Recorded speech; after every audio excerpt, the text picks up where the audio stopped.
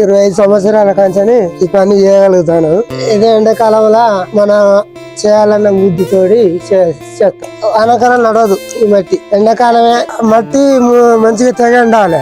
నీళ్ళలో తెగ ఎండినాక మట్టిని నీళ్ళలో పోయాలి. నీళ్ళలో పోసి కలపాలి బాగా. వాళ్ళ చెత్త గిట్ల ఏమి ఉండవద్దు. అంత చెత్త గిట్ల దేవేయాలి. దేవేసి అట్లా మట్టి తెచ్చి భూమి మీద ఆరబోయాలి. కొద్దిగా గట్టిగా అయినాక ఆ మట్టిని తీసుకొచ్చి ఒక కాడేసి తొక్కాలి. మసి ఉసికే పెట్టి తొక్కాలి. తొక్కినాక తర్వాత సారు మీద ఇట్లా వేసుకోవాలి. ఇట్లా వేసిన తర్వాత మళ్ళా ఇట్లా కుండలు చేయడము జరుగుతుంది. ఒక్క కుండ తయారు కావాలంటే 5 రోజుల టైం కావాలి.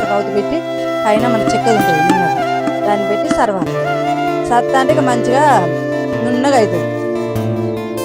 మసిపోసి ఇట్లాంటి కుదురులు పెట్టాలి. ఇట్లా కుదురులు పెట్టి వీటి మీద ఇట్లా కుండలు మంచిగా పొందేటట్టుగా కుండలు బోర్లు ఇచ్చి ఇట్లా పెట్టుకోవాలి. అన్ని సైజుగా గాలింది అవపడితే ఇట్లా ఎర్రగా అవపడ్డప్పుడు కాలుపు సాలన్నప్పుడు ఊకోవాలి.